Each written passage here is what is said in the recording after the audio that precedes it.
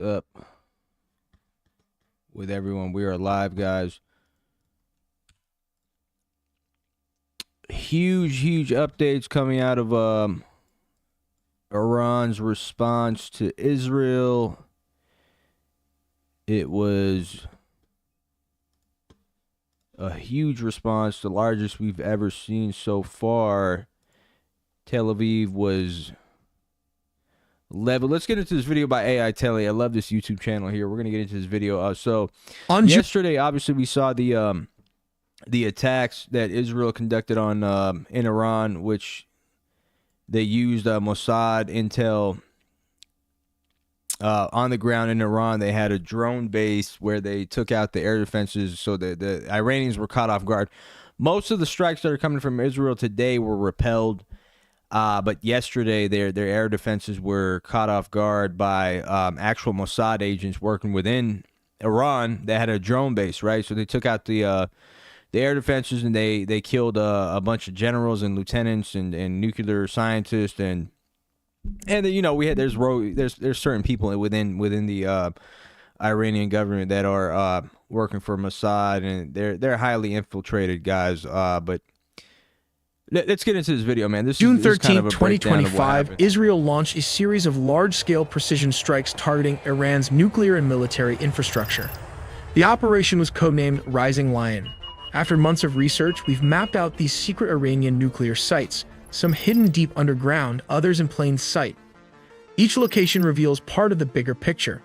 But more importantly, we need to understand why Israel is so determined to halt Iran's nuclear enrichment, which, according to Israeli intelligence, Iran's centrifuge may be just days away from producing a nuclear bomb. Not to forget the detailed process of how they are made. We'll also break down Israel's strategy and examine the targeted sites and uncover the real reasons behind this dramatic escalation, all in the video ahead. Iran has several nuclear programs, but let's take a look at some of the key underground facilities. First, we have Fordo Nuclear Programmed. It is an enrichment site built into a mountain, providing better protection against potential bombardment compared to the fuel enrichment plant. The second site is the Natanz Nuclear Facility. It houses several facilities, including 2 enrichment stations, the vast underground fuel enrichment plant, and the above-ground pilot fuel enrichment refinery. The third nuclear facility is Isfahan, the largest nuclear technology center located on the outskirts of the city. It includes the fuel plate fabrication plant and a uranium conversion facility capable of processing uranium into uranium hexafluoride, which is then fed into centrifuges. The fourth nuclear site is Kandab. Iran has a partially built heavy water research reactor here, originally called Arak, but now known as Kandab. Finally, we have Bushehr, Iran's only operational nuclear power plant located on the Gulf Coast.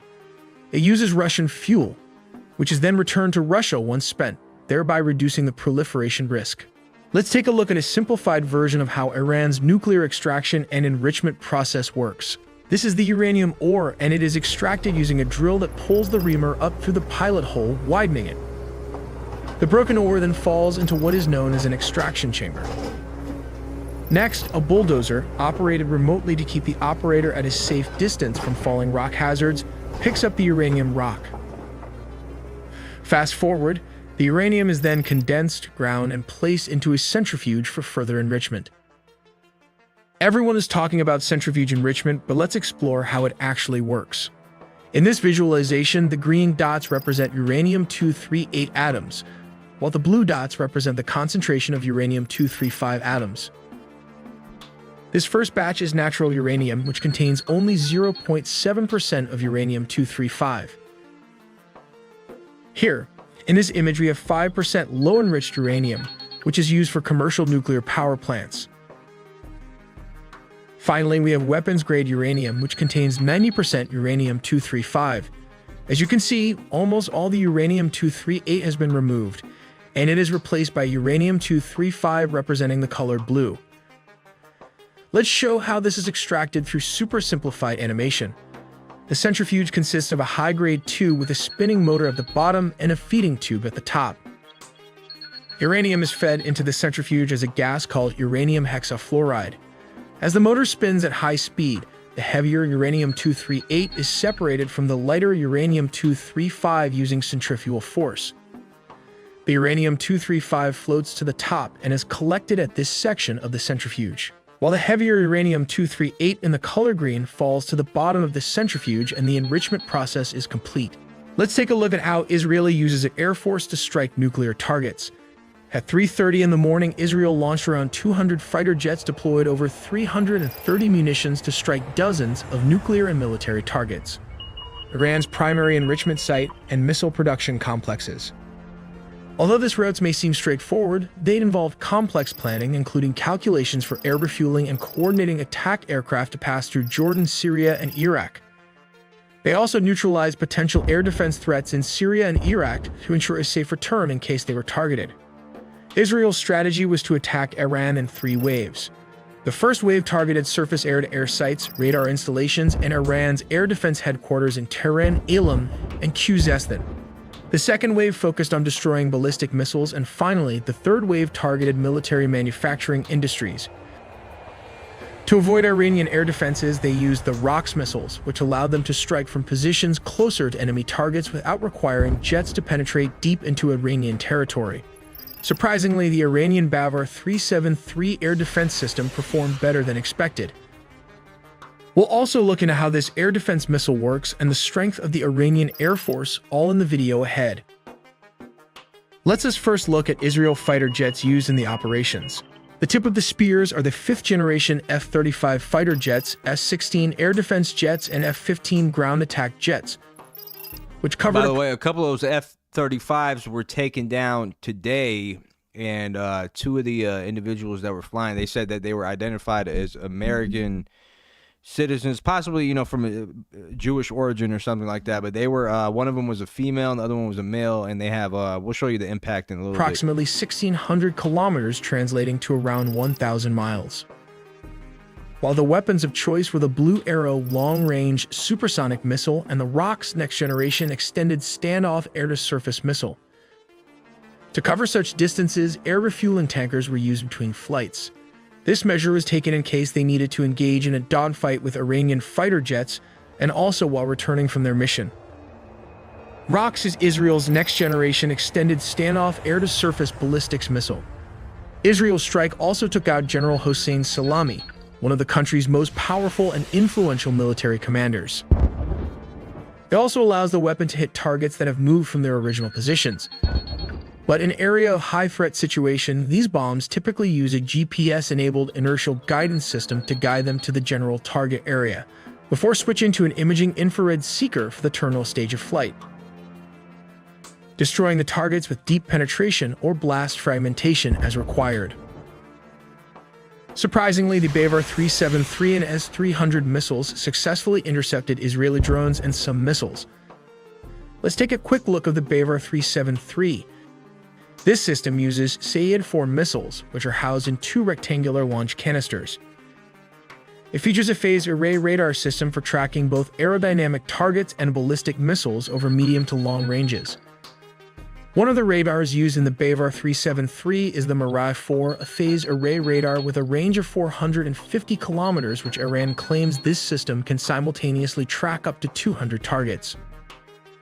The Israeli attack can be divided into 3 distinct phases: first, second, and third wave, each targeting critical components of Iran's military infrastructure.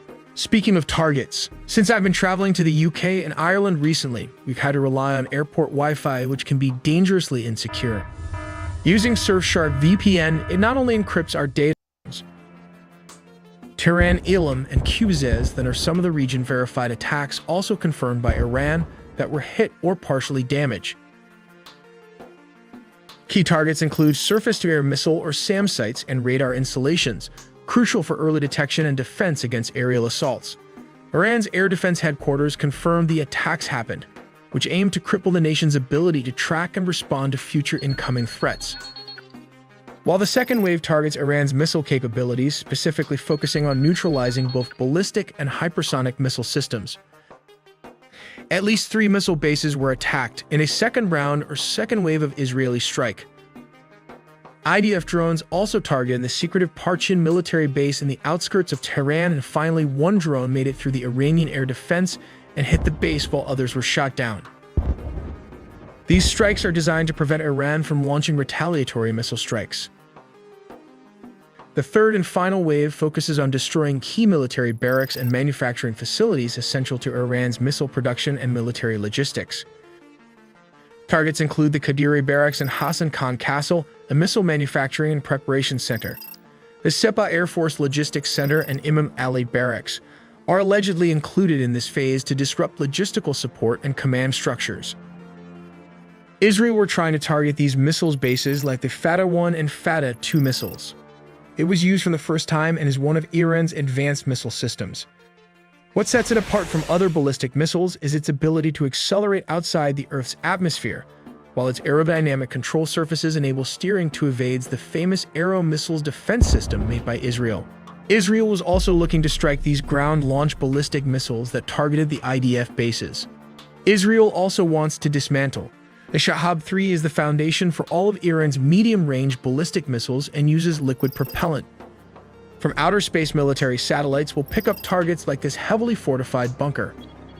The Israeli are also believed to have tested these newly built LoRa missiles.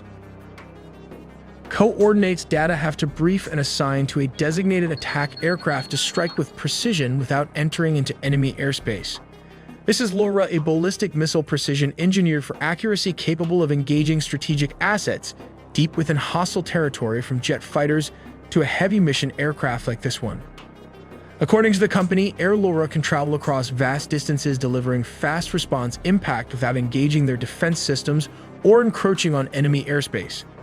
It does this by striking from above at a 90-degree angle with supersonic speed. This air ballistic missile can penetrate air defense shield, carrying a warhead that can be guided by GPS and inertial navigation system that is immune to jamming. It is also equipped with a huge warhead that ensures critical targets are neutralized with a single strike. You might be asking, where are the Iranian fighter jets and how do they compare against Israel in this attack? Let's break this down into several parts. To fight against the F-16 and F-35 jets, the Iranian have the tip of the spear. It consists of American-made aircraft, around 64 numbers of F-4 Phantoms that Iran purchased during the Shah's regime. The F-4 Phantom is Iran's primary attack aircraft and is considered the backbone of the Iranian Air Force. In addition, Iran possesses around 40 numbers of F-14 Tomcats, also American-made, which still have the capability to pose a threat to the F-35. Iran also acquired approximately 30 MiG-29 multirole fighter jets from Russia, interestingly designed to counter the F-16. The second part of the air defense is the $800 million S-300 air defense system, which is capable of intercepting targets at a range of 120 kilometers that translates to about 75 miles. When launched on a ballistic trajectory, it can reach distances of up to 400 kilometers, that is around 250 miles. But they might have intercepted low-flying cruise missiles, otherwise it could have been a much larger destruction if not for these air defense systems. We also make original engineering content, so please subscribe and hit the notification bell for more videos.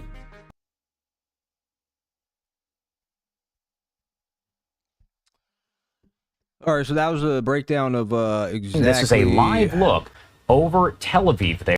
What happened yesterday with the really large operation conducted on Iran, within Iran as well, right? So there's reports that, again, there was some involvement with Mossad on the ground. And then we woke up this morning and saw, obviously, Iran responded very forcefully, guys. There were 6 waves of ballistic missiles and hypersonics slamming into Tel Aviv, guys, right? Just absolutely destroying the shit. And like, this is the worst attack Israel has ever seen. Like, I was looking at one of the pictures, I thought it was Gaza or some other place. Like, it was so bad. And we're gonna get into it because they always want to lie and say, like, oh, Iran hit residential buildings. And what's crazy is a lot of their air defense missiles and a lot of their strategic missile systems are hidden within their own citizens. So a lot of the stuff that they're targeting is actually strategic, targets, and they're all hidden within Tel Aviv, within, like, within their citizens with what they accuse Iran and these other proxies of doing. So.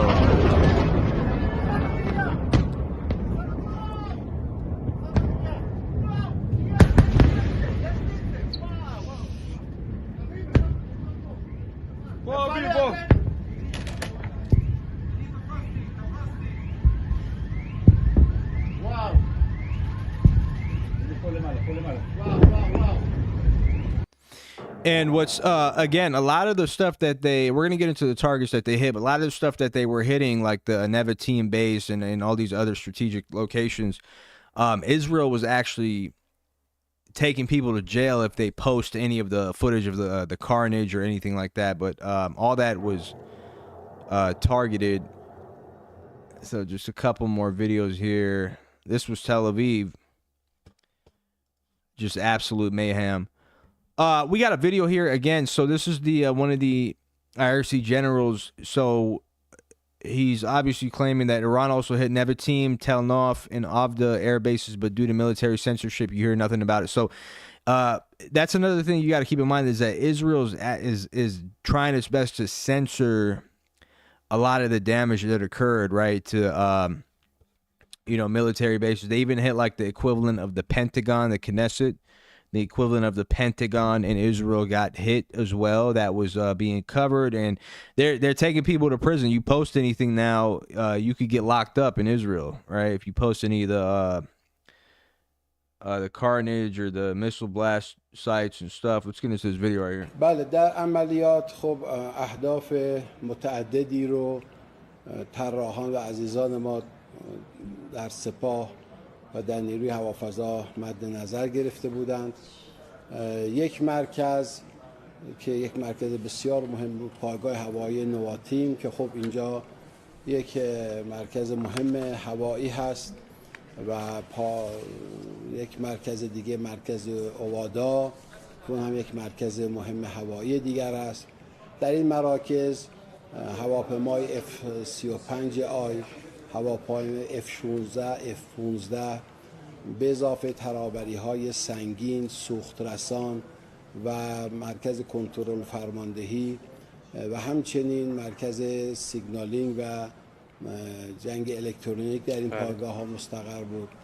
خب از پایگاه‌های بسیار مهم بود و از نقاطی بود که مبدأ تهاجم هم بود علیه کشور عزیزمون و تلنوف که اون هم یک مرکز دیگه هوایی مهمی هست که این در مرکز سرزمین‌های اشغالی قرار داره و نزدیک تل‌آویو هست. در خود تل‌آویو مورد هدف قرار گرفت، به خصوص تل‌آویو که خب بسیار پدافند سنگینی داره و یک هم وزارت دفاعشون مورد هجوم واقع شد و هم مراکز صنعت نظامیشون که در اونجا کارهای موشکی و وزارت جنگش که همون ابتدا مورد اصابت قرار گرفت. بله، وزارت جنگشون که مورد اصابت قرار گرفت، مرکز صنعتی نظامیشون که کارهای موشکی، کارهای مهماتی در اونجا. Yeah, so a lot of the again, some of the same military bases that were targeted with Operation True Promise 2, right? Nevatim, Tel Nof, Avda, all these air bases were again targeted, along with the Knesset, which is like the I guess their version of the Pentagon, were hit pretty bad. And not to mention too, they're also hiding a lot of casualties within the IDF leadership structure as well, right? So there's like several people. One of the Navy commanders got killed. Herzog Halevi apparently got killed. A few other people from their actual, leadership, and they're censoring that information. Satan Yahoo got on a plane, guys. Satan Yahoo got on the plane and took off, guys. Took off, man. He went to Greece. And we got some other, interesting footage here. I want to get into this interview here with CNN. So this is the former Prime Minister Ehud Barak. So this guy, guys, if you don't know who he is, I'm not going to give you guys a full breakdown, but just know that this is the guy that was allegedly butt buddies with Jeffrey Epstein. So he was on Epstein's island. He was constantly, like, they recorded him going to there like 53 times or whatever. He was on like the pedophile plane. So this guy was around Jeffrey Epstein and was I think there's a story too involving Trump where one of I believe his sisters or her cousin, or I believe it was his sister. She was because all these politicians are in that, they all do like they're in the blackmail sex rink. They blackmail each other with weird sexual endeavors. So this guy was involved in one of those situations where I believe his sister he forced someone that was close to Trump to have sex with him or something like that. So the guy's a nut job, but we're gonna get to what he has, because he had some interesting things to say here, because he's one of those guys that are coming out that were former prime ministers and they're like, Israel's completely lost its mind and this is all to save the Netanyahu regime. So let's get into this clip here, man. This is interesting. Let's go. In my judgment, it's not a secret that Israel alone cannot delay the nuclear program of Iran by a significant time period, probably several weeks, probably a month. But even the U.S. cannot delay them by more than a few months.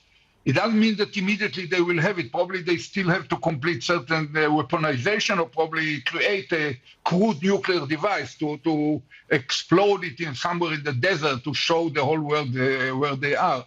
But it's clear to me, in spite of all the impressive achievements until now, we cannot say that we delayed them significantly. As you mentioned, Fordo is it's probably beyond our capacity to really penetrate. And the reality is that Rafael Grossi, the head of IAEA, said just a few days ago that the most sensitive elements of the Iranian nuclear military program are buried hundreds of yards underneath the surface in some remote deserted mines and so on. And because they already have about 400 kilograms of enriched uranium to 60%, which still had to be pushed to 20 to weapon grade, which is over 90. But that's an easy process. Could take place in any garage with enough advanced. All right. So what's the point then, Prime Minister? What is the point then of this mass bombing campaign? What is the point if you're telling me that they can potentially only damage by a month at worst, and maybe a couple of weeks? What is the point? Then what is the strategy? What's the goal here? To save Netanyahu's regime from going to prison? It's problematic, but it still has a justification point of view of Israel. Instead of sitting idle, Israel feels, our government feels that they have to do something. Probably together with the Americans, we can do more. My judgment is that because Iran is already what's called threshold nuclear power, the only way to block it is either to impose upon it a convincing new agreement, or alternatively open a full-scale war to topple down the regime. That's something that together with the United States we can do. But having said that, I don't believe that any American president, neither Trump or any one of his predecessors, would have decided. America didn't win in Korea, didn't win in Vietnam, didn't win in Iraq, didn't win in Afghanistan. Right. So I don't believe that they're about to open a full-scale war over Iran. Right, which really begs the question, Mr. Prime Minister. You've just listed the number of wars that America has not won. Your own country is in a war that it has not won in Gaza. Yes, it's degraded Iran's capabilities, and now it's done this, and it's going to go on for a while, according to your Prime Minister, but it's also taken out the key layer of military leadership. What effect do you think that will have? Look, I think that what Israelis will tell you is that we did our part. we did whatever we can in order to delay, slow them down, or coerce them into a more reliable, more convincing agreement. And Israel will tell you that the role to complete it is America's, not our own. And that's not simple. America has a major role, even for I'm glad he's admitting it. You know, to continue the war for a longer time, for several months or so. We need the logistic depth of America. And if they decide to operate, of course, their operational capabilities, which are much wider than the Israeli capabilities. But, you know, I still bear in mind what happened with the Houthis. America announced a war on the Houthis, and after some 4 or 6 weeks, they decided to leave. So it's not sure. We're entering the first 24 hours, as I mentioned, is impressive success beyond what anyone could guess. And probably the success will continue. We are now destroying the production lines of missiles, ballistic missiles in Iran.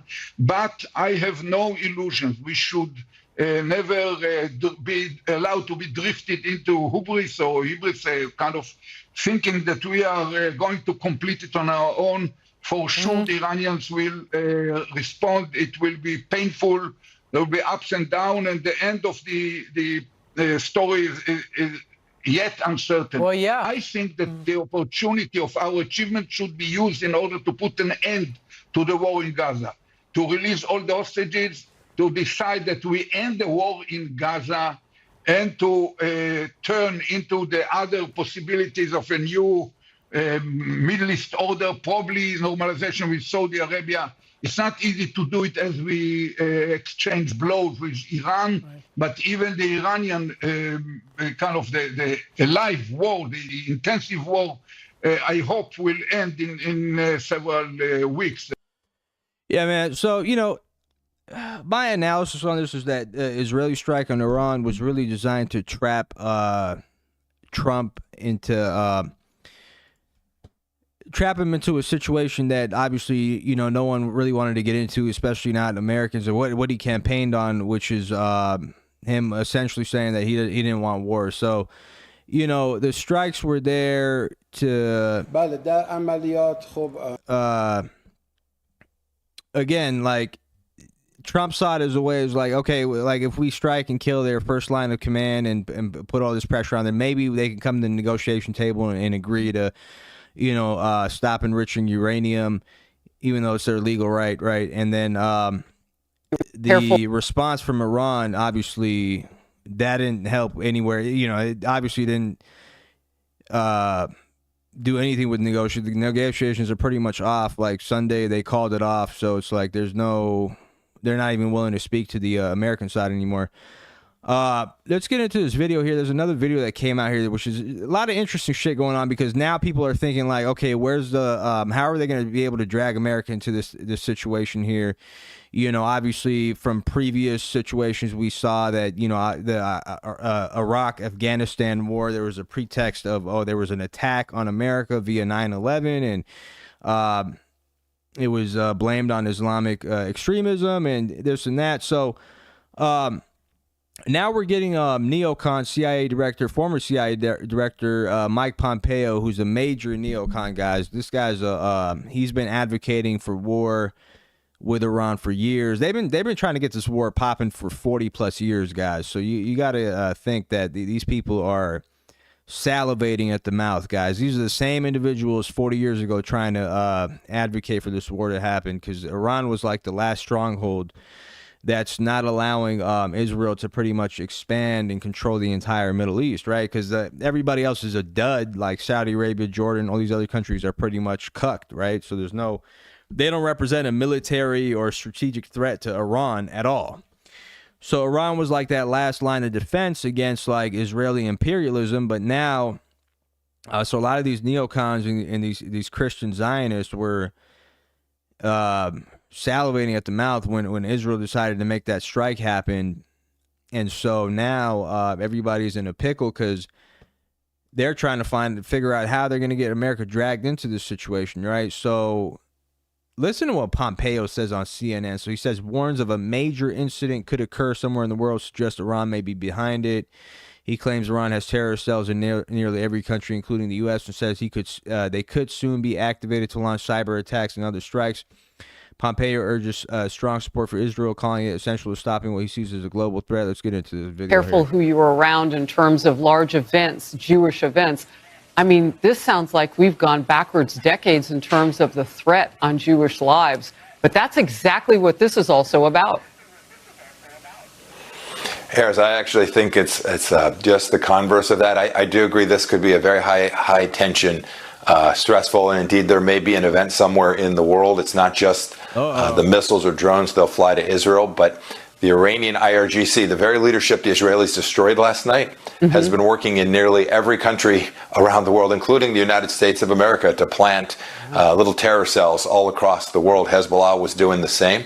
So this will be a very difficult period. But in the end, this was not a reckless attack, but indeed what they did was decent and just and righteous, and will reduce risk to the Jewish diaspora around the world. And for Israel and for the United States of America, a really good set of outcomes are in the offing. So long as Israel is prepared to finish the task, and as long as the world unites to provide continued deterrence and defense to prevent Iran from conducting all kinds of attacks. I think of cyber threats that will probably be projected around the world too. Iranians have a great cyber program. So lots of vectors for them to respond. We all need to be alert and responsive and do everything we can to deter them from coming after any American anywhere in any field.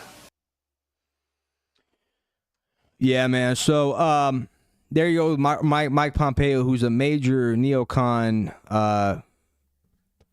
This clown saying that, there might be some strange event that occurs somewhere in the world that will, that'll be totally blamed on Iran. The CIA and Mossad have nothing to do with it. That's going to cause us to drag us into a war with Iran. And that's what they're planning on doing, guys. And there's so many sensitive areas in the Middle East, right? There's obviously the U.S. bases that have literally like no, they're pretty much naked, guys. From a lot of war analysts have come out, strategic war analysts have said, like, the strikes, they're indefensible. If Iran wants to strike those U.S. bases like Al Udeid in Iraq and Qatar and all these places, they're indefensible, right? That could, and it could cause mass casualties. Remember, the last time they did that was when Trump killed Soleimani in Iran, right? And then they went and attacked one of the U.S. bases. And there was something about, like, there was at least 200 casualties that were underreported or censored. And Trump went out and said, no, they just had brain damage. Nothing happened. It was just brain damage, which, everybody's like, 200 people with brain damage, so a lot of these bases around the U.S., very sensitive areas. Also, Israeli embassies all over the world, right? There was an attack back in the 80s, I believe, in Argentina, one of the Israeli embassies in Argentina, where over 200 people died, right? And also domestically here, right? So, I mean, there's a lot of sensitive areas where certain things could happen that could quickly escalate this war to where the U.S. has to be directly involved. And then tomorrow we have Trump with his, he's doing, looks like he's doing some type of parade or something like that, military parade for his birthday. And I mean, things like that, it's just, you got to think, man, like, what do these people have up their sleeves? Because they have to find a reason. These people are sick, like criminals, they've been trying to have this war for 40 plus years, guys. So these are some of the airstrikes that have hit in Iran. So they hit, again, a lot of these airstrikes, guys, allegedly coming from the Iranian media, not much damage that can't be refixed. No nuclear reactor or nuclear fissile material has leaked or anything of that nature, right? So a lot of these attacks, guys, are mainly structural damage and, yet to cause any serious, like, degradation of their nuclear program, which is very complex, by the way. It's not like something that they could target in one day and it's over with. There's several different locations, and they're very strategic, and they got everything pre-planned, guys. This isn't Iran's not fucking Iraq or any of these other countries that they can toy with. You know, they've done their due diligence. So we got another analysis here too from Scott Ritter. Let's get into let me look at some of the footage here of the attacks that occurred earlier today in Iran. A lot of which was intercepted, guys. A lot of interceptions made. We have several videos showing a lot of these attacks were intercepted, and some F-35s were downed. Wave of airstrikes about the last hour targeted a lot of the same sites again: Fordow nuclear facility, Natanz, Tehran, Karaj, Qom, Hamdan, Isfahan, Tabriz, Shiraz, Parshin. Keeps on runs his bombardment. Let's look at some of the footage here, guys. So.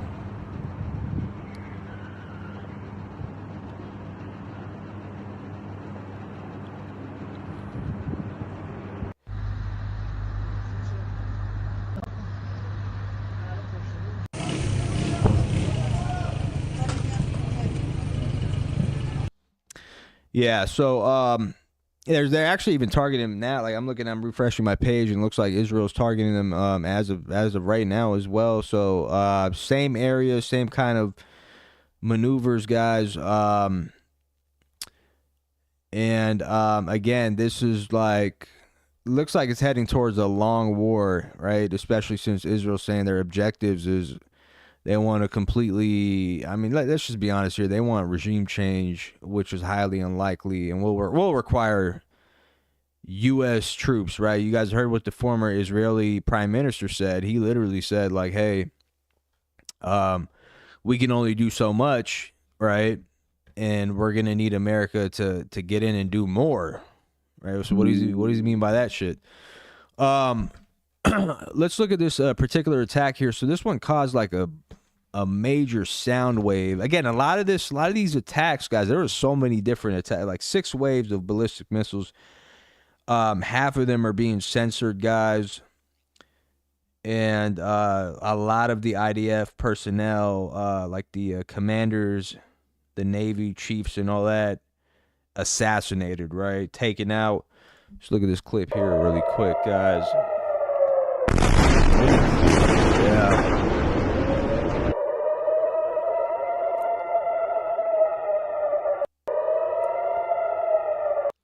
Yeah, man, major attacks, man.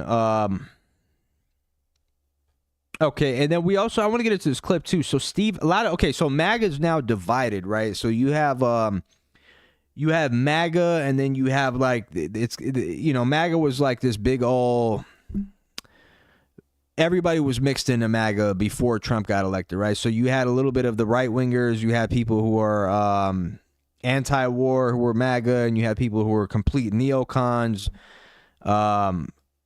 like Rubio and Pompeo and these individuals. They were all kind of mixed. And now there's like this divide where you have people who supported Trump and helped get him into office. They're criticizing Trump. They're like, hey, dude, you're being dragged into a war by Netanyahu. He literally manipulated you. He said, hey, we're going to take out the first line of command, and then that's going to pressure Iran to come to give us a better negotiation deal. Iran's like, no, fuck that. We replaced them the next day, and we're going to obliterate Tel Aviv for going on 20 hours, right? So a lot of people from MAGA are divided. And so one of which who's very critical of Israel was Steve Bannon. Him, Tucker Carlson, let's say, and Thomas Massey, right? They've been very critical of this whole situation, guys. So shout out to them. And so let's hear what Steve Bannon says. He pretty much said, hey, look, Israel got themselves involved into some shit. They were fucking with Iran, which was like fucking 10 times the size of Israel. And they got over 1 million ballistic missiles of various kinds, right? So, and they're replenishing, like they can replenish it. There's no, these are cheap little, they're not as expensive as like the shit that the Israel's using to strike them. It's costing them, billions a day. Like Iran has mastered their ballistic missiles and their drone technology to where it's very inexpensive and it's effective, right? So let's get into what Steve Bannon had to say here. Got it. If you're going to go alone, you can take care of your deal or not. You don't need us. Decide to go alone. Decided to reject it. No, we don't need you. We're going to go it alone. And the go it alone lasts about 6 hours. Not only do they want them defense, they want us to go on offense. Don't believe me. Tucker Carlson's got a tweet up. I will not repeat the names on this show at this time. I have not verified that. But Tucker Carlson's on fire. We're now calling out names. Tucker Carlson, the real divide is in between people who support Israel and people who support Iran or the Palestinians. The real divide is between those who casually encourage violence and those who seek to prevent it, between warmongers and peacemakers. Who are the warmongers? They would include anyone who's calling Donald Trump today to demand airstrikes and other direct U.S. military involvement in a war with Iran. On that list, Sean Hannity, Mark Levin. Oh, big one, Mark Levin, man. That fat ass. Rupert Murdoch, like Perlmutter, and Miriam Adelson. Miriam Adelson gave Trump $100 million, right? So at some point they will all have to answer for this, but you should know their names now. So Tucker Carlson name dropped these clowns, and yeah, that's true, man. Like, look, the Adelsons gave him $100 million. Mark Levin's fat ass, he literally ran to the White House a couple days ago begging Trump on his knees to do something with Iran, and I bet you he has something to do with his decision to allow Israel to make these strikes happen. Because look, fuck what they got to say, man. The U.S. gave him the green light. Okay, the U.S. gave him the green light to do that. And, Satan Yahu's making his calls with all his, Jewish buddies here in the U.S., like Levin and Murdoch and who's the other guy, Dershowitz. And he's like, hey, go talk to Trump, poke him a little bit. We need him to, give us the green light on this thing here. And so now, that he got sabotaged. Now, Trump's been quiet for... after the Iranian response, we haven't heard a peep from Trump, right? Not on Truth Social or any of that shit. So he's in the back looking like, man, I just got myself into some shit with Netanyahu, man. So let's see. So Scott Ritter also, I want to play this clip here, man. So Scott Ritter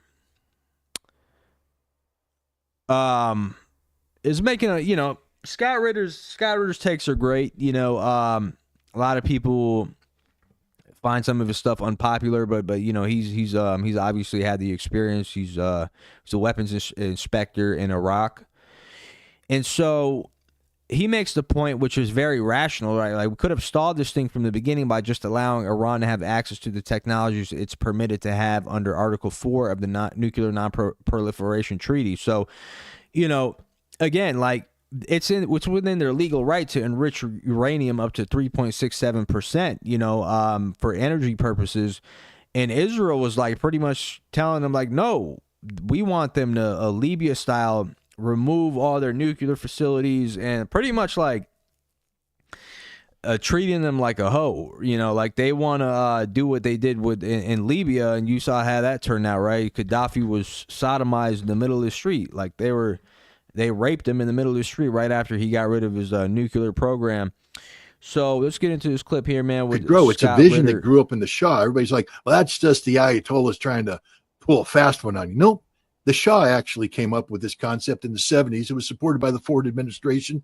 We agreed with it. We said, this makes sense. We actually allowed the Shah to begin designing the Bushehr reactor. But then when the Islamic Republic came in, we pulled the plug on it, and we denied them the ability to fulfill their ambition. They were compelled to go to the black market. And then Israel and the United States chose to use that as an excuse to bring the collapse of the regime, imposing sanctions, etc. We could have stalled this thing from the beginning by just allowing Iran to have access to the technologies it's permitted to have under Article 4 of the Nuclear Non-Proliferation Treaty. But we didn't. We've always had a policy of regime change toward Iran. And that policy has been mirrored by the Israelis, who have used the threat of Iran's nuclear program as justification for these policies. But then the other side to blame, and I've said this, I get a lot of flack for it, but Iran is to blame. Because Iran has turned a source of national pride into a source of potential national suicide. Look at those missiles. Yep. Wow. That's a saturation coming out attack. striking. This is what happens when Israel runs out of interceptor missiles. That's called a saturation. Yeah, man. And another thing here, like you guys got to understand that, there's a lot of different players that are dependent on Iran. Like Iran's the breadbasket of the Middle East, guys. So you guys got to understand, like most of the Middle East is desert. So Iran's the agricultural breadbasket of the Middle East. And so not only that, you have, which we're going to get into how China's reacted to this. You have a Chinese government that's dependent on buying oil from Iran. A lot of their oil comes from Iran, right? So China doesn't want to strain those relations. And so China, we obviously heard a few statements when they convened the UN emergency meeting with China. The ambassador of China said, Israel's crossing red lines. Like this is pretty much, taking the side of Iran, and also giving us a more sensible approach where it's like, okay, Israel's behaving like a rabid rogue state and should be treated as such, right? So the Chinese landed today. There was reports that they landed on a strategic military base in Iran, and obviously they're dropping off, defense missile systems. They're dropping off because again, no one wants regime change in Iran except for Israel. I don't even think Trump gives a shit. Obviously, Trump doesn't care, right? Israel and the neocons in the West and the elitists who want to maintain their control. Those are the only people that are crying about, regime change in Iran. And again, Iran. So I like this guy's post here. It's not over. Iran plays the long game. Iran this time hits Israel's ports, energy, Dimona. Guys, the amount of targets that Iran hit was indescribable. And a lot of it is being censored, which is annoying because we'd love to get a full breakdown of what exactly was targeted, but Israel's literally arresting its own citizens. Like if you post anything, they're taking you to jail, right? Because they know that the response was devastating.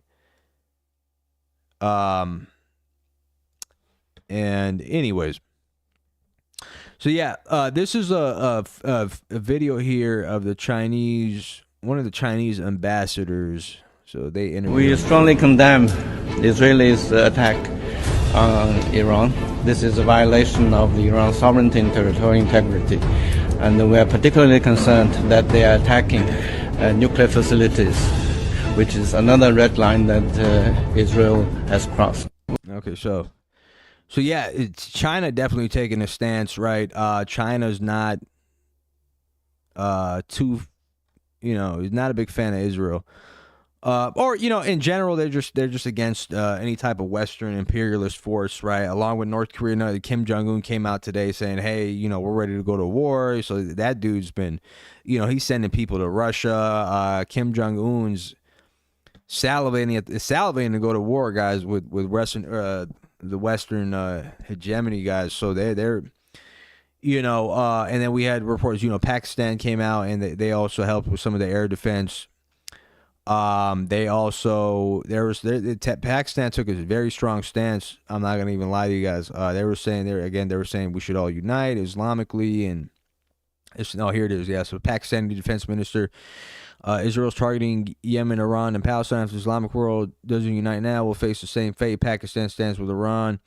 So Pakistan took a strong stance, and they actually engaged militarily, right? While the bitch-ass Arab states, all the way from Jordan to Syria to fucking what other trash-ass country, UAE and Saudi Arabia. Well, yeah, these places, they're all activating their air defense. They're all shooting drones down, heading towards Israel. They're assisting with taking out drones and assisting the genocide. So these dudes are cucked all the way, man, ass up and everything. And then Putin takes an interesting stance on this, right? So everyone's talking about the Russia card. Oh, is Russia going to get involved? And Iran and Russia, they're strategic allies and this and that bullshit, right? Putin, from what we've heard, I don't know, again, Putin has is remaining neutral. Not only is he remaining neutral, he's pretty much said, hey, we're not getting involved in this at all. And I think, this has to do with him and Trump agreeing on the fact, like, because Trump has abandoned Ukraine, full throttle. Okay. We already reported on how he redirected over 20,000 or 30,000 air defense missiles from Ukraine, and they sent them to U.S. bases in the Middle East, right? So he redirected strategic air defense missiles that defend against the Shahed drones, that Russia uses. And so Ukraine is damn near naked for Russia now. Russia could do whatever the hell they want. So Putin to Iran and Israel, can't we all just get along? Putin phoned both Iran's President Pezeshkian and Israel's Netanyahu, urging restraint as tensions spiral. He condemned Israel strikes, offered condolences to Iran for civilian casualties, and called the attacks a violation of international law. To both sides, he pushed for a return to diplomacy, saying Russia's ready to mediate and help prevent further escalation. The message, drop the missiles, pick up the phone. So Putin is staying out of this. Again, I think it's because obviously him and Trump's kind of giving them a green light. Hey, they probably made some deal behind the scenes like, hey, don't get involved with what we're doing with Iran. We don't want you involved in the Middle East. We're not going to fuck with you, what you're doing in Europe, right? Even though they're still providing, still helping Ukraine out, but Trump sort of just backed off.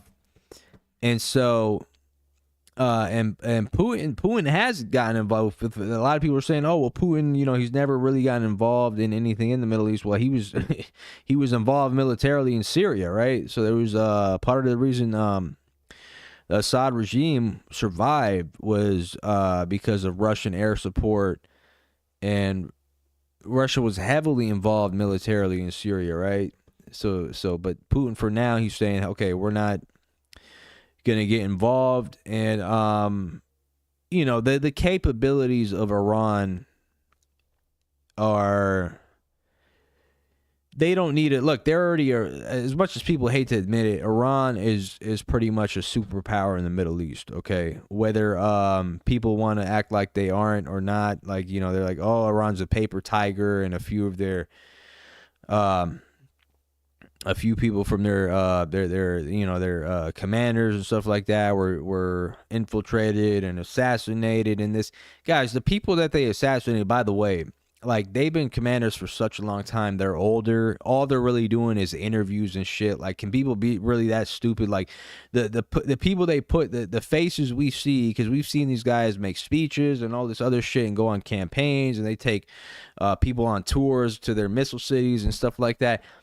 These people are out in the open, right? They're not the ones behind the scenes conducting, that are operating the military full throttle. They're just the commanders in chief, and I mean, if they take them out, they have a system that Iran has, a full blown system, right? It's not just you take out the first line of defense and the ideology's dead or something, or they all kind of give in. No, there's a system around it to where these people are replaceable, and they also have the knowledge that these individuals had, along with the nuclear, with them building nuclear bombs, right? The knowledge is there. So they could essentially get rid of the nuclear sites and do whatever the fuck Israel wants to do, even though they're really looking for regime change. They don't even care about the nuclear weapons, which I think that this is the perfect time to get them, right? Because they won't fuck with you at that point. There's no way they're going to be fucking with you. But the knowledge is still there, right? So the knowledge, the knowledge is there, and so there's no way of getting rid of that, right? Just like there's no way of getting rid of the ideology that they have to fight against Israel. So looks like this was an attack. Kerman Shah province likely related to missiles.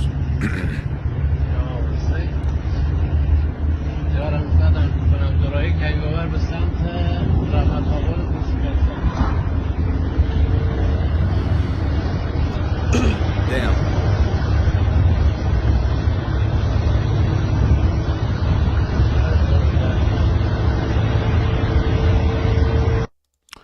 Yeah, another massive attack in Iran there. What is this? Kermanshah province.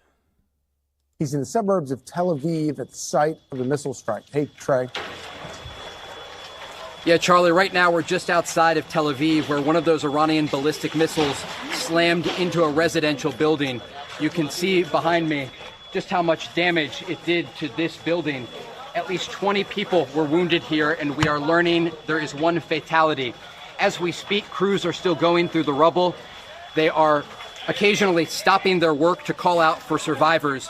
I'm here with Dean Elsdon, the international spokesman for the Israeli police, to talk about what happened here tonight and the police efforts. Dean, what are your forces doing at this moment? Well, I can tell you, if we're going to talk about what's happening tonight, I want to point out that when a terror regime consistently tells you death to America, death to Israel, this is what they're talking about. Numerous residential buildings here hit, numerous casualties, and that number is growing, unfortunately, as our crews are working together, our bomb disposal units together with the IDF Home Front Command and MADA, the paramedic first responders.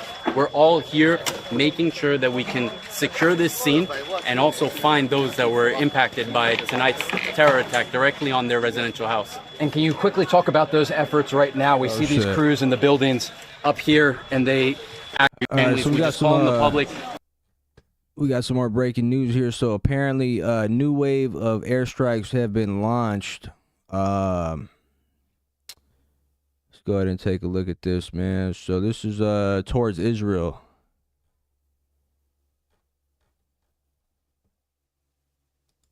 Let's check it out.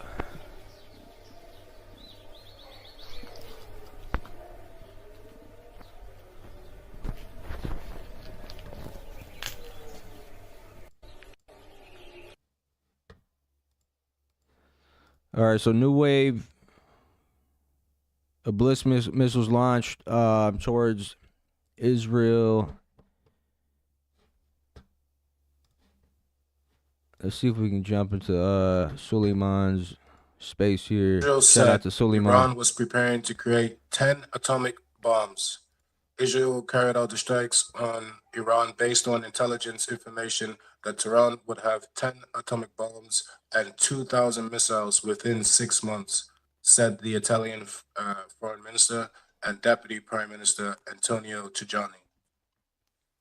So what? So Nathan, Italy's saying that Israel or Israeli intelligence or their sources in Israel told them.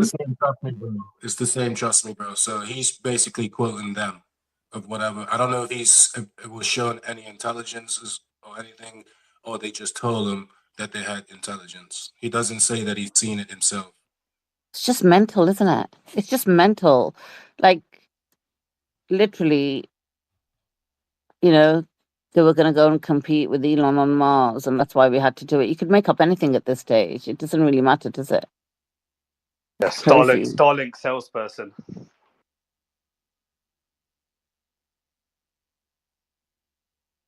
The funny thing is when you compare the models, right? When a country like Iran, at the nation level, you know, they engage in producing missiles and drones and various other technology for defense. There's not a profit motive there. In the West, you've got every single bomb adds to the profits of a company, and that company adds to the growth in GDP of that country. But the profits are maintained by creating these fake growth prints, and the corporations get to then use that money in a global way, not in the national interest.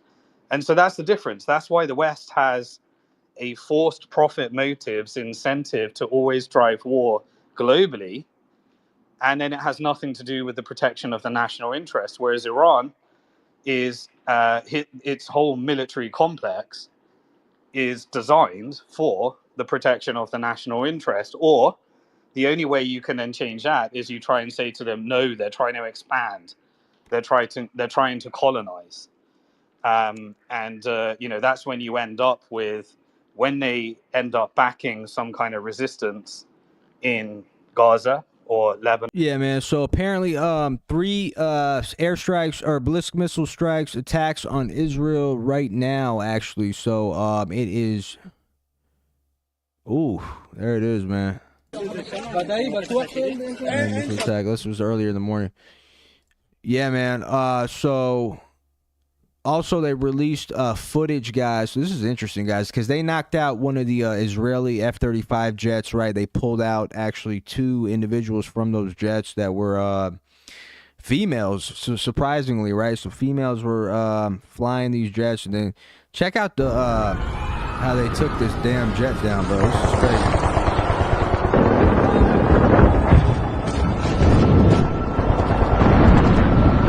This looks like some AI bullshit. But yeah, F-35. They took down a lot of a couple F-35 jets, guys, which is So I'm trying to see here if they got any updates on. I hit Western Iran. Oh, U.S. bases. Yeah, no confirmed. Nothing confirmed yet.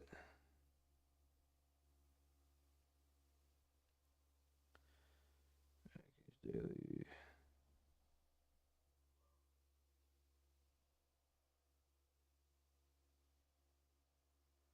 Dominant 35 visibility.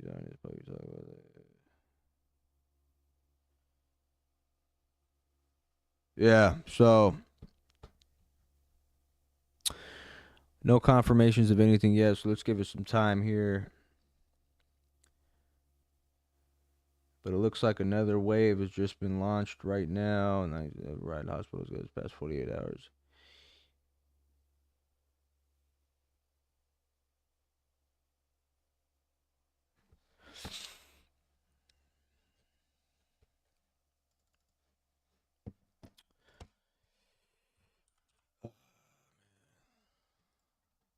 All right, I'm gonna be back. Elon Musk, and Elon Musk just puts out a tweet how they can do Starlink, and Starlink is a surveillance tool that will be connected to Palantir, which is in a big beautiful bill, while there's unrest in the West, and they're saying the solution is to have this big beautiful bill and to sign up to a surveillance state after they've already shown that they're willing to Sorry, take down. Simon, just there, right? As you were saying that, just coincidentally, I was just using those few minutes to find that tweet because Nathan read it out earlier, and I thought, what was that? Elon said something because obviously let me go check it. And he says the beams are on. I've just found it as you said that. So I've never trusted Starlink. I've never trusted, obviously, Elon and whatnot, right? Are you telling me that Starlink is going to gather that data and feed it into Palantir? Just repeat that bit. That's like, and that's in the big, beautiful bill. A stupid name for a bill. That's in that bill. So the big beautiful bill is to usher in an era of 10 years of deregulation, is to use American taxpayers or printed money and engage in military contracts with Palantir. And it allows for all of the different departments, governmental departments, including those that Doge was gathering data upon, in order to integrate it and feed it into Palantir. And Peter Thiel, who was funded by Jeffrey Epstein in his previous ventures, also Elon Musk, they're connected via the PayPal mafia, and they have technology that was given to them by military in order to privatize versions or privatize some of the technology. And Starlink is one of those technologies. And so you can imagine that with the big beautiful bill, it's like a Patriot Act 2.0, which is being rushed through Congress and Senate right now, that would essentially allow you to take any American, call them a terrorist, have them mass deported, and they'll be using Palantir's technology. And anytime you can create disruption in a country like they are in Iran, like they did in Brazil, like Elon Musk did in Venezuela, oh, by the way, the answer is that you need to connect to Starlink, and then Starlink can then be connected to Palantir. And this is neo-colonialism by using data for artificial intelligence. That's exactly what is being rushed through right now, and Elon is an essential part of it. That is some scary, scary. I mean, I knew Palantir was not to be trusted. I never trusted Starlink or Elon either. But when you and I thought that was a stupid name for a bill. But when you put it all together like that, that is crazy. That's assassinations galore. Step out of line. That's like the futuristic movies happening in real life. Yeah, and then they want to connect it with money by changing the financial system to a stable coin, so that Elon has a stable coin, Trump has a stable coin, and then they can profit from becoming the new issuers. Technology companies become the new issuance of the digital dollar, and you can guarantee that the end result of these mass deportations that leads to civil unrest, that was a deliberate policy of open borders followed by mass deportations, leads to the exact type of civil unrest that allows you to usher in this surveillance state. And the reason I know that is because we saw it in UK, we saw it in Europe. It was beta tested in UK, and the extreme violence was beta tested in the Middle East, and the drone technology was beta tested in Ukraine. And if you look behind all of them, it's the same people, it's the same companies, it's the same technology. And that's what this war is about. It's about nuclear energy, and it's about these different corporate agendas that control our governments. Governments don't work for us. Just some more breaking, Simon. I hate to cut you off when you have your momentum going. I really do, but just some breaking news, real quick. So it's up in the nest, guys. Israel has launched a heavy attack on the city of Kazvin in northern Iran. There's a video there. Just like the post, retweet it. Israel has launched a heavy attack on northern Iran. All right, back to you, Simon. Sorry.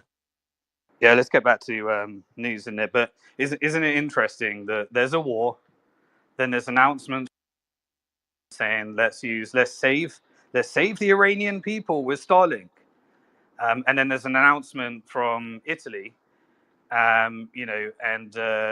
Italy has an obscure relationship with Elon Musk. Let's put it that way, in terms of the president. Is it president or prime minister in Italy? I don't know. But these things don't happen in isolation, and there is a reason why we got freedom of speech on X. And the irony is that we use it because we're actually been given this opportunity to talk about things. And the only time we ever got, think about this.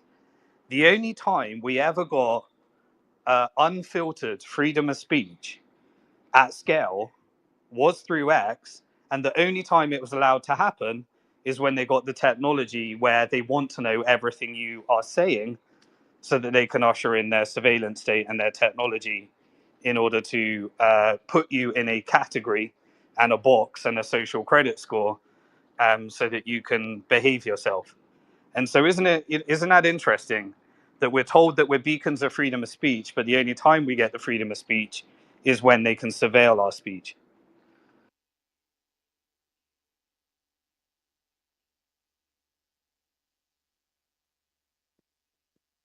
Yeah, thank you, Simon. I want to go to the hands real quick. Yevs D, you wanted to chime in? What is your thoughts on the last 24 hours? Yeah, man, I've been I've been in here, and I have to tell you guys, this is revolutionary work. A massive kudos to everybody who's operating this channel or space, because honestly, we need this. This is a pivotal time in our history. I'm a software engineer. I'm currently more of a tech executive. I watched these monsters be created. The original Web one, or so to speak, of the tech world that you now see, we was all programmers and idea guys, and you know, as much as we hate Gates and Jobs, and but really it was guys like Wozniak, the coders, who who developed the products, and we had a conscience. Like, we wouldn't build something like Palantir, but then in the early 2000s, the financiers got into the game. the Musk, the Teals, the Altmans. I had a company that was in Y Combinator when Altman was the CEO or the head of Y Combinator, and then he used that to basically cherry pick companies, and then because they don't believe in competition, they fund those companies to a point where no one can compete with them. They can fail time and time on over and over again, but they all eventually win. And now all of this has come to a precipice. Like people think what's happening in Iran is about Israel. It's not about Israel. It is about setting the global hegemony, being able to attack anyone from anywhere. All of the threats like the guys in the Sahel, what the AES is doing there, that is a threat to this order that they're putting together. They don't want any country to be able to defy them. To understand what you guys are fighting, understand how critical this moment is. They do not want people to defy their will. And we can't get distracted by all these other things, the Diddy trial, the riots in LA, all of that is not paying attention to the football, to the game that's happening. These people aren't normal. I spent the last year and a half, 2 years, I wrote a book called Leave, because for black people in this country, what's gonna happen if their world sets in, look at the throngs of people advising Trump. They don't look like the people in this room. This room is a beautiful mix of everybody who want freedom, who want to fight these people. But if you look in their rooms, they're building a place for only But white men. I just need to interject, guys. I'm just going to keep putting Sorry. breaking news out there, and I'll give the Please. mic right back to you. Israel releases footage of warships intercepting the Iranian drone over the Red Sea. You can see that tweet in the nest. We'll leave it up there for a second. We're just going to put another one out as well, because the news has now started coming in thick and fast, guys. So there's the Israeli army. We'll put this one in a second, but I'm just going to read it out to you. Has said, I quote, "We are investigating why the early warning system did not work during the recent rocket attack from Iran." So the early warning system did not work during the rocket attack from Iran, and they're investigating it. And there's a video there as well. So we'll be putting these out for you. Brother Saint's going to be putting them in the nest. And yeah, so let me give the mic back to Eves. I Eve. think it was you, yeah? Yeah, Eves, if Yeah. you could just, I'd like to go to some of the other hands as well. So if you Yeah, no, could just make your point. I'm gonna finish up. Kalisa, thank you. I don't even want to be in the way. I really came up here to say thank you to you and Suleiman, and because there's not much news out there, I encourage others to do that. Um, get your media out there. This is a pivot. You're watching world history. You either stand on the sideline or be prepare yourself to be dragged into the concentration camps. Like that's on the board. Listen to Teal. I I I I beg all of you, find out who Curtis Yarvin is. He's a son of 3 State Department officials. His stepfather, his mother, and father. All he grew up. He basically was made in the State Department. And he went to Silicon Valley and he brainwashed all these dudes. I swear the PSYOP, if you know it, if you work in this space, you would laugh because he came out there. He first started as someone called Mencius Moldbug, and he put all this bullshit. And they're fighting to build a technocracy. They believe in fascism. This is the only place for it to go. Spaces like this is going to be rare. So I'm going to cherish you guys and appreciate you guys while we have them, and fight, everyone. Rebel. Thank Thanks you. so much for that, bro. Another breaking news, guys. Iranian intelligence intercepted yet another one of Mossad's operated trucks that was reportedly planning on launching drones within Iran. They also intercepted 2 yesterday, so that's a total of 3 now. 3 intercepted Mossad operated trucks that were planned to have drones being operated within Iran. That is pretty huge, actually. I don't know who's next, but guys, make sure you guys like that and retweet it. Guys, myself and Khaleesi are going to be interrupting. We apologize for the interruptions, but the breaking news gotta be read out. Also, we will be taking them down from the nest every now and then, but you guys can see all these updates on Suleiman's page. Just go to Suleiman, make sure you follow him. Make sure you guys have the notifications button on him so you know when he goes live. Follow Khaleesi as well and do the same. And if you guys want to go more in depth in the tweets, just go back to his page and he'll have them on his page. All right, back to you, Khaleesi. Thanks, Brother Hussein. Okay. Eves, thank you very much. It's always a pleasure to have you on our space. So thank you for speaking. I don't know who was waiting first. Let's do females first, huh? I don't know. You know what? Freaking. Okay, go on then. Chicks are a bit crazy mind, but go on. Yeah, let's go to Dr. Farhad. Hello. Hi, Dr. Farhad. Go ahead. Yeah, thank you. Thank you for this opportunity to speak here. I just want to respond to some of the comments that were made earlier. And somebody said that Pakistan is not supporting Iran, and this is complete nonsense. And that person, somebody sitting abroad supporting Imran Khan, who leads a cult in Pakistan, and they say Pakistan or Okay, Imran Dr. Khan. Farhad, Dr. Farhad, I'm just going to interject, right?